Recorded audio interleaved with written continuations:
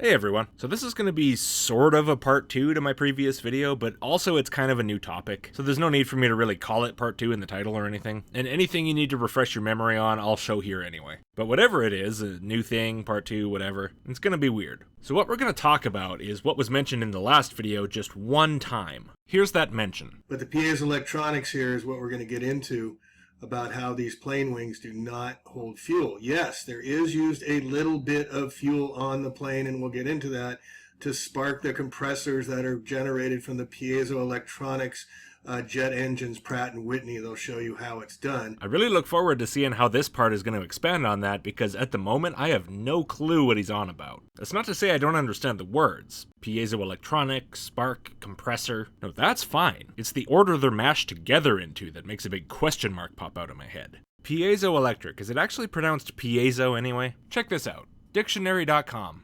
Piezoelectricity. It also lists piezoelectricity. Merriam-Webster. Piezoelectric. But it also lists piezoelectric. Cambridge. Piezoelectric. But it also lists Piezoelectric. Oxford. Piezoelectric. Or Piezoelectric. it would appear that I'm presented with a smorgasbord of options of how to pronounce this. I think I'll just go with apparently one of the American ones, piezoelectric, the same way you're pronouncing it. Easy enough, works for me. So how do jet engines start their engines? Well, when a mummy engine and a daddy engine love each other very much. All right. So how do they get them started? You can read there's many different ways, but the primary way here, folks, it says start carts are at every major airport. Air start unit. The so-called start cart is wheeled airport utility that can be carted to an aircraft. It provides high-pressure air to the engine. Oh, stop it.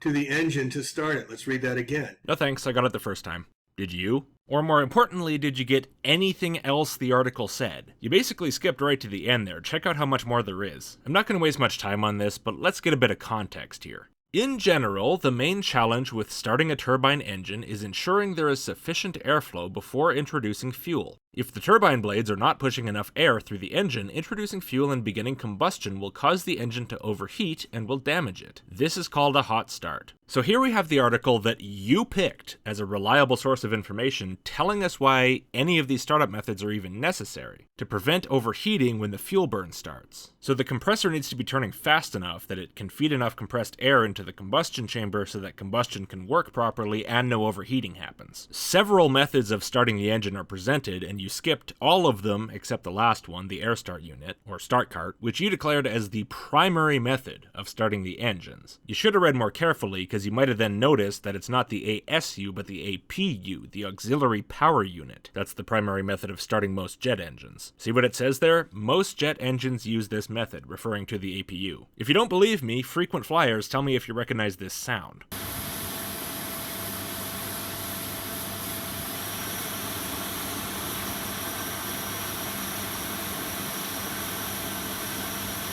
You've probably heard that a lot, and that's the APU. It's a smaller turbine engine in the back of the aircraft that helps the main engine start up by its bleed air flowing through the main engines and starting them up. Actually, that's not quite accurate. To be a little more specific, the bleed air is routed to an air turbine starter on the main engine, where it turns a small turbine, which is indirectly attached to the main engine's high-pressure compressor shaft, and it starts that turning. The result is that the high-pressure compressor in front of the combustion chamber and the high-pressure turbines after it start spinning up until they're creating enough airflow for ignition. Once ignition happens and the fuel's being burned, the low-pressure turbines at the back will start spinning, and that'll start turning the low-pressure shaft along with the low-pressure compressor and turbines and the fan at the front. And there you go, main engine's running and self-sustaining. Now, the APU does more than just help the main engines. It also provides power for electrical systems and air for air conditioning and so on prior to main engine start, which is why the cabin can be nice and comfortable with all the lights on without the main engines running. Of course, being itself a turbine engine that runs on fuel, it shares the same problem starting up that the big engines do. It can't just start burning fuel without its own compressor running. So if it's starting with the main engines off, it's going to usually get spun up by a battery, which unlike the main engines on these big passenger aircraft, it's small enough to do. So for most of the airliners you fly on, that's how they're going to be started most of the time. Not with a start cart. The start cart is going to be used in cases where the APU is broken or a few other unusual cases. In terms of what they actually do to the engine though, there's not a lot of difference between the APU or the start carts. Either way, pressurized air is going into the air turbine starter, which is used to spin up the engine. Alright, so now that we have a really basic understanding of jet engine startup, it's time to figure out what you're trying to imply by telling us this. You wanted to tell us the same thing again to really emphasize what you were saying, and now that'll actually be kind of useful, so go for it. It provides high pressure air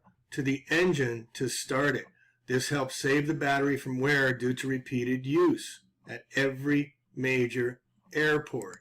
Got it? Yeah, I got it. I don't exactly know what battery they're talking about. Maybe they're talking about if you have a much smaller engine that's capable of starting with a battery, they'll use the start cart instead, just to save the battery. But yeah, most big engines on most big passenger aircraft are going to be started with the APU. And the APU does usually start with a battery. But anyway, you say it like you're trying to imply something, and I still can't figure out exactly what. Like, what do you think this means is happening that supports your ideas? Do you think the start cart is filling up some gigantic compressed air tank in the plane, and that's what's going to be used for power during the flight? That wouldn't make any sense in light of the previous video's brilliant idea that jets burn nitrogen. Doesn't really matter if they burn fuel or dragon farts. Either way, you're still going to have to spin up the engines using compressed air initially, and then whatever device you used for that is irrelevant, because now the engine's self-sustaining, burning whatever fuel it happens to use, be that jet fuel like a real plane, or compressed nitrogen like planes from Imagination Land. So the idea of running the plane on stored compressed air would kind of contradict your nitrogen hypothesis, because the nitrogen burning would make the compressed air totally pointless. Not to mention it's also impractical as hell to carry a giant thick-walled compressed air tank on the plane just to add a bunch of weight and give you nothing the engines don't already give you. And for the amount of air we're talking about here, that'd be a very large compressed air tank. And of course, it's not like compressing that air took no energy initially. Best case scenario on that, maybe you could get away with using an energy source that's a little bit cheaper than jet fuel. But air compression's sure as shit not just gonna happen on its own. So your tone here tells me that I'm supposed to infer something here. That some kind of light bulb is supposed to go on and I'm supposed to go, aha, now I get it, I understand what you're talking about. But nothing I can think to infer makes any sense, and it contradicts what you said in the last video. It's not that I'd be so surprised if you believe something nonsensical or contradict yourself, but I do want to give you the benefit of the doubt. So how does the engine work? We're getting the video here in a sec. We don't need the video, it says right at the top of the page there. By turning fuel into explosive thrust. Granted, that's a massive oversimplification, especially when you're talking about a turbofan, but at least it mentions fuel. So you picked this page as your source, but you don't believe jet engines use fuel as the energy source to create thrust during flight. Does it not bother you that your source completely contradicts you, or did you just not notice?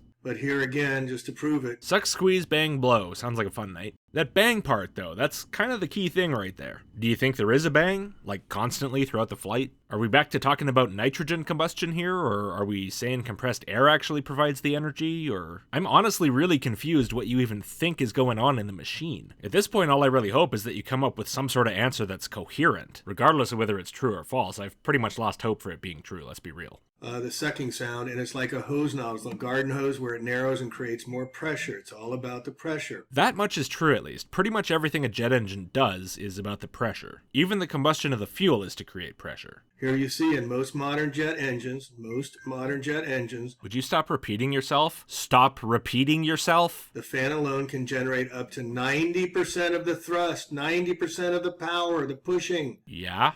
That's interesting and all, but I'm not sure why you're saying that like you just delivered the greatest own of all time. It's true enough, depending on the engine, but it doesn't really tell me anything about how you think the engine actually works. I'm not concerned with what you think the fan pushes. I'm concerned with what you think pushes the fan. Or pushing power the engine.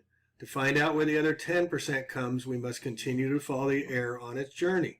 So it gets squeezed, just like starting bigger, going smaller. They're squeezing it down and using the piezoelectronic blades. Whoa. Slow it down there, cowboy. When did we start talking about piezoelectric blades? On second thought, maybe I should let you finish. That create actually energy from their vibrations. When they start vibrating, they increase in intensity, and that's the piezoelectronics that makes the energy being created and more power behind it. Just so we're on the same page here, nitrogen combustion is totally out the window at this point, right? Now the plane's powered by compressed air and piezoelectric fan blades, and I can stop trying to figure out how the hell nitrogen's supposed to fit into any of this, right? Alright, great. So it's not entirely clear what you mean by piezoelectronic, by which I assume you mean piezoelectric blades. After all, the one thing that seems clear here is that we're not using this device for some sort of information-related purpose. So it's not electronic. We're talking about using the device to turn some of the mechanical energy of the blade's vibration into electrical energy, which we can then turn into some other kind of energy later. And that seems to be the extent of it. I'm hoping you don't mean the fan blades are made out of some kind of crystal or ceramic or some other material that can produce a piezoelectric effect. I think it's more likely, or at least more charitable to assume, that what you mean is there's a device made of one of these materials attached at the base of each blade, which is going to vibrate along with the blade and output some amount of electricity, and then that electricity can be put to use in some way. Since you didn't actually say what you're talking about, we're going to operate on that assumption for now. That's all I can really do. You do claim that the video at the end from the engine manufacturing company Pratt Whitney will explain how it works, so we'll see towards the end if I'm right. Now, I'm the furthest thing you can get from an expert on piezoelectric devices or what their full capabilities are. I get the general concept. They convert mechanical energy to electrical energy. So if you take certain materials, like certain kind of crystals, and you subject them to mechanical stresses, like vibration or compression, you can get some amount of electrical charge out. I have no idea how efficient they are or anything, how much electricity you can get for a certain amount of compression or what. If I thought it was relevant here, I'd dig into it further, but frankly, I just don't see how it is. Because after all, regardless of how efficient they are, there's one thing that we can say for certain. They're not going to be more than 100% efficient. You're not going to be getting more electrical energy out than the mechanical energy you put in, or even the same amount, since some energy is going to escape as heat or sound or whatever. In the case of these fan blades, I'd guess that saying some is an understatement. I also don't know how feasible it is to install anything like this to capture the energy of vibrating turbofan fan blades. I suspect not very, but let's just say it works just fine. Even so, you're only ever going to get out somewhat less than however much energy it took to vibrate those blades in the first place. Not to turn the fan and make it move air and thus the plane itself, no. That'd take way more energy than we're talking about. No, just the unintentional vibration of the blades. That was what you said, that we're using the energy from the vibration of the fan blades. Squeezing it down and using the piezoelectronic blades that create actually energy from their vibrations. When they start vibrating, they increase in intensity, and that's the piezoelectronics that makes the energy being created and more power behind it. So let's say you actually can conserve this energy. You can convert that vibration into electricity and use it for something. 99% of it. I'm incredibly skeptical of that, but let's say you can. What are you going to do with it? Are you going to use it to help keep those blades vibrating with just slightly less fuel usage so you can capture a bit more electricity? Maybe you'll use it to provide a tiny bit more electricity to the cabin, which would be negligible compared to how much the engine is already generating. I mean, you're certainly not going to be saving, not generating, saving enough energy doing this to run the engines, or really even to assist in running the engines. In fact, I can't for the life of me think of how it would be in any way worth the extra systems it'd take to make that electricity do something like help the compressor spin. With all the extra cost and weight and maintenance complexity and everything that would entail, it wouldn't just be not useful. It'd most likely end up being actively detrimental. But hey, I could be wrong. Maybe you have a suggestion for how to use this tiny little bit of electricity that's so clever it'll shut my big mouth. I admit it's possible. So what specifically do you propose should be done with it? That's a sincere question. I really want to know what the thinking is here. Is there a specific thing you want to use this for? Or is this more of a free energy is real, thermodynamics is bullshit, man, piezoelectric means magic, dude, and this crystal attached to the blade or whatever can turn the slight vibration of a fan into enough energy that it really amounts to something significant in comparison to jet fuel combustion? If you really do think that, despite all the evidence disagreeing with you, then, well, as easy as it is, I'm just going to have to give you the obvious response. Prove it. It's really as simple as that. I mean, if I already know someone doesn't accept something as basic as energy conservation, why on earth would I bother trying to convince them? How could I even convince them at that point? Should I show them examples of how machines work and how all the usable energy it produces has to come from somewhere? How's that supposed to help? They're already saying nuh-uh to the entirety of physics and engineering. All they're going to say is, no man, that's just a normal machine. You have to look at a free energy machine. Those are different. Free energy is one of these ideas that people will do the most insane mental gymnastics to keep unfalsifiable. On the other hand, the first law of thermodynamics is easily falsifiable. Well, okay, it's not easy, nobody's ever done it, but the requirement to falsify it is very simple and clear. Build a free energy machine. If you think machines can work counter to maybe the most fundamental principle of physics and engineering that there is, don't sit there telling me it works. Show me it works. Not with some drawing on a napkin, not with a YouTube comment, not with some black box machine you won't let anyone investigate. No, make something that works like that. Prove it does what you say, and I'll happily eat my words. Just please, if you start trying to accomplish this, don't stop until you succeed. Don't be a quitter. Have fun wasting your life. So we are leaving pre-jet engine technology behind. And once the fan sucks in the air, some of it's not just forced around the engine, but is funneled to what's known as the compressor. Uh-huh. Again, this triumphant tone just reading random words from the article like I'm supposed to infer something from them that'll make me agree with you. Yeah, jet engines have an air compressor, which facilitates combustion, which spins the turbine, which powers the compressor. Air compression is a basic part of what makes a combustion engine work efficiently, not just in a jet engine, but your car's engine too. So yeah, Tyler, I'm pretty sure they are aware it happens. What do you want me to take from that I haven't already taken? Inside the air compressor is pushed along by many spinning discs loaded with small blades along a tube that gets smaller and smaller.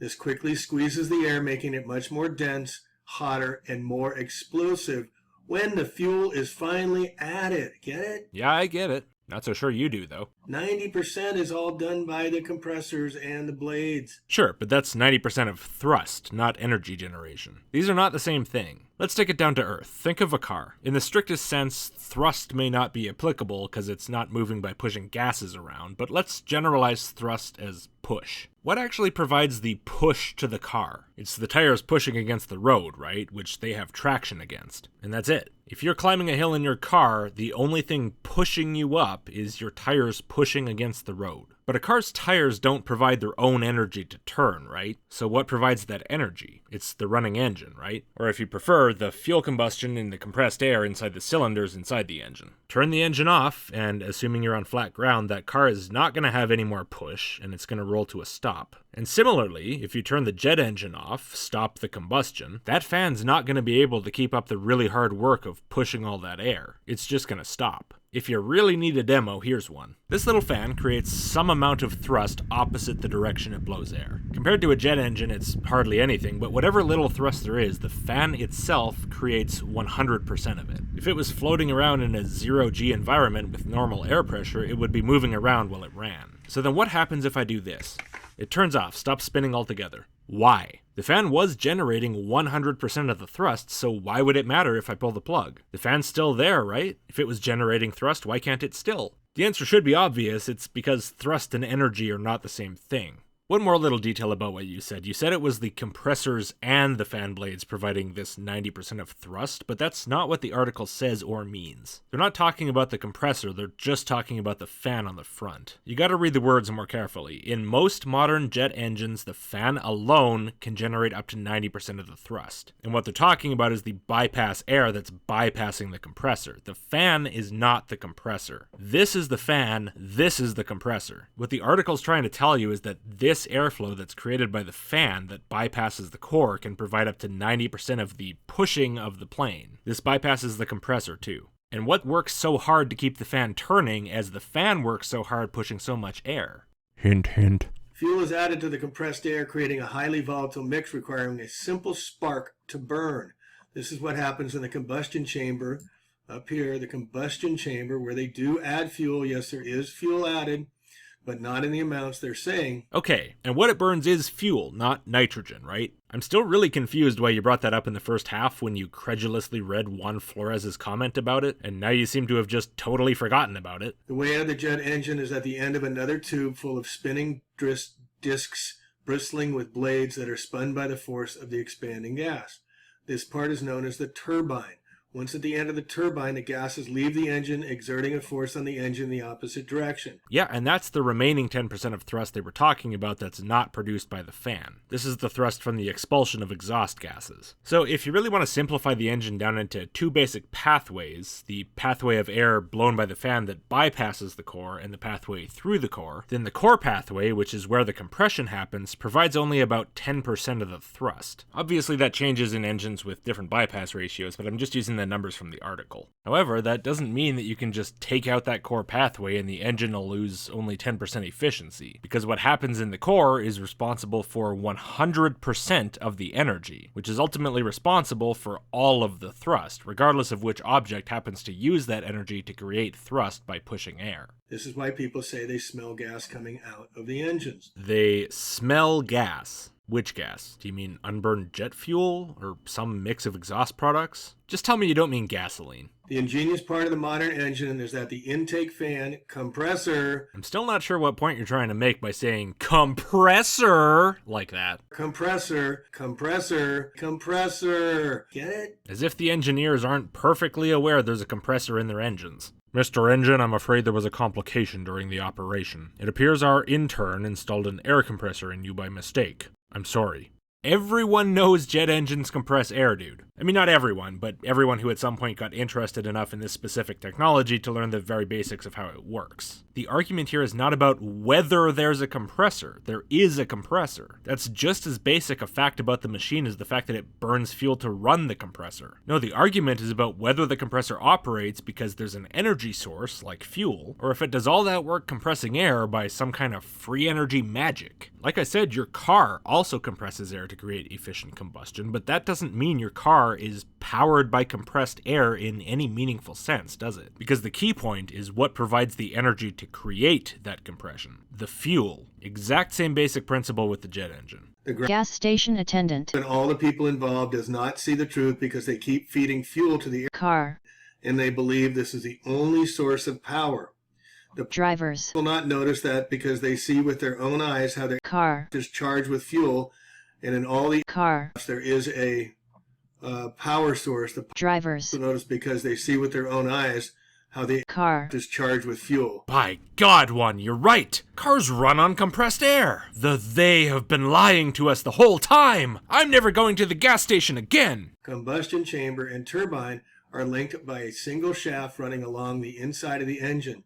So when the expanding gases spin the turbine at the back, it helps spin the fan at the front, which keeps the process going and generates more thrust. So you read that and you came away thinking the fan is not driven by fuel but by some sort of free energy. Am I understanding you right here? I'd really rather give you the benefit of the doubt and not interpret it that way, because that sounds too stupid even for a human, but I'm not sure how else to interpret it. Creating perpetual energy. Very, very almost perpetual energy. Wow, that's quite a big difference. Something that runs forever versus something that runs almost forever. One of those periods seems infinitely longer than the other. But so let me see if I understand your thinking here. Fuel is combusted in a compressed air-filled chamber. The expanding gases leave the chamber at high pressure, imparting their energy to a turbine at the rear end of the engine, which spins a shaft, which transmits that same energy to a fan and a compressor at the front end of the engine. The fan turns, pushes a bunch of air, generates thrust, and the compressor creates more compressed air for the next round of combustion. You hear that, and you think that sounds like perpetual energy. Okay, then I have a very simple question for you. I want you to explain something to me. If the fuel combustion drives the turbine at the back, and the turbine at the back drives the fan and compressor at the front, what happens when the fuel runs out? I know it's a toughie, don't rush it. Take your time, think about it. All right, in this video we'll explain it some more. But remember what Flores said about the Mexican government. They do have the free energy devices on these higher end crafts in the military. The post you were just reading was about boring old turbofan airliners, not fighter jets. Do they both generate free energy, or just these high-end military aircraft? You just said turbofan engines that burn fuel to spin a fan that creates thrust are creating perpetual energy. That is, free energy, since we're not just talking about a system that doesn't lose energy, but one that can run forever while outputting extra energy that you can actually use for something like moving an entire plane. So it seems like you think they all have free energy devices. Maybe it's just you think they have different kinds of free energy devices? Like turbofans burn fuel to turn a fan, something free energy. But fighter jet engines somehow burn nitrogen instead of fuel, and somehow that's free energy. Is that it? I'm sincerely asking that. It's very unclear what your position is. You've done a terrible job laying it out. Tesla technology, 120 years young. The Tesla device, commonly touted as free energy, is a 1901 patent for a device that converts radiant energy, like ultraviolet light from the sun, into usable electricity. That's definitely not a free energy device. It's a device that converts one kind of energy to another. Similar in a way to a modern solar panel, although I'm not sure whether the intention was to use it to generate electricity or to detect certain kinds of radiation. Another thing commonly brought up as an example of his free energy devices is Wardenclyffe Tower, which was supposed to be sort of a pilot for a system of omnidirectional energy transmission towers, but of course that's at best free as in beer energy, not perpetual energy like you just said. Even if someone paid for the equipment to generate the energy for free and then just sent it through these towers out of their own goodwill for some reason, at best what you would have is energy people don't need to pay for, not perpetual energy. So just like the radiation thing, this has zero relevance to bring up in a conversation about perpetual energy. The conflation of these two ideas, free as in beer energy and free energy, is incredibly common in this conspiracy community, and it's fucking hilarious. But none of this matters anyway, because what the hell does this have to do do with compressed air nitrogen burning piezoelectric blade jet engines? Honestly, dude, you're not saying anything coherent. You're just spitting out random buzzwords you've heard, hoping it sounds compelling to someone who doesn't know any better. Ugh, seriously. It's so frustrating. Like, it's one thing if you're just saying something stupid, but you put it across well and it makes some sort of internal sense. This is just a fucking mess. It's agonizing to try to unravel. But anyway, now, finally, we get to the video you wanted to show us from the Pratt Whitney engine company. So let's take a few seconds and refresh our memory on exactly what we're supposed to be learning here. But the piezoelectronics here is what we're going to get into about how these plane wings do not hold fuel. Yes, there is used a little bit of fuel on the plane, and we'll get into that, to spark the compressors that are generated from the piezoelectronics jet engines, Pratt & Whitney. They'll show you how it's done, using the piezoelectronic blades that create actually energy from their vibrations. When they start vibrating, they increase in intensity, and that's the piezoelectronics that makes the energy being created and more power behind it, creating perpetual energy. Very, very almost perpetual energy. So, Pratt & Whitney are going to explain to us how their engines use piezoelectric blades to put more power behind the energy being created and generate the compressors after the fuel sparks them, creating perpetual energy. That's what you say this video from a real engine manufacturer is going to tell us about how their engines work. Well, I'm sure that's true, but let's check the video just to be double sure, eh? Birds fly by pushing air. Ugh, this feels like an ad. I already don't want to watch this. How about we just speed up everything but the relevant bits and make those a little bit faster too? That'll spare us all a bit of a headache. One of the greatest machines that push air is the jet engine. Let's see how it works. A big fan at the front of the engine pulls air around the engine and sucks air into the core. We'll come back to that outside air in a moment. For now, let's follow the air in the core. It goes into a compressor. Compressor, compressor, compressor. Something like many household fans join together. Each fan gets smaller and smaller as the blades squeeze the air into a tighter and tighter space, compressing the air like you would squeeze a balloon, until that squeezed air is mixed with jet fuel, a kind of super gasoline. In the combustor, that air and fuel mixture meets a flame and shoots out the back of the engine. The rush of hot air spins a turbine. The turbine is like a windmill that scoops up energy from the heated air and spins the shaft connected to the fan at the front of the engine. This sparks the compressors that are generated from the fan's piezoelectronical blades, creating perpetual energy. Then we can stop giving the engine fuel because it's only needed at the beginning. At the beginning. Compressor! Get it? The excess hot air from the combustor blows out the back of the engine, producing thrust. Remember that air rushing outside the engine core? Together, the turbine and fan push a larger mass of air than the core ever can, for much more thrust. But that extra air passing around the engine core works more efficiently if it moves more slowly than the hot air rushing out the combustor and the back of the engine. One of the first engine makers, Pratt & Whitney, recently designed a new jet engine that lets the fan push air more slowly than the turbine by putting an amazing gear between them. Pratt & Whitney calls this the pure power engine because it uses less fuel and makes more thrust at the same time. Okay, and that's all the information they give about how the engine works. Now maybe I just missed the whole bit about compressors generated by piezoelectric free energy fan blades that the video was supposed to contain, but it seemed to me that they just explained how fuel is burned in compressed air to provide the energy to spin the turbines, and therefore the fan, and then at the end snuck in an ad about how great their geared version of the fan is. So in other words, this video disagrees with everything you said and agrees with everything I said, but somehow you think it explains how your thing works. So what is it, man? Are you lying? Are you bad at paying attention? Are you really stupid? Or are you all three?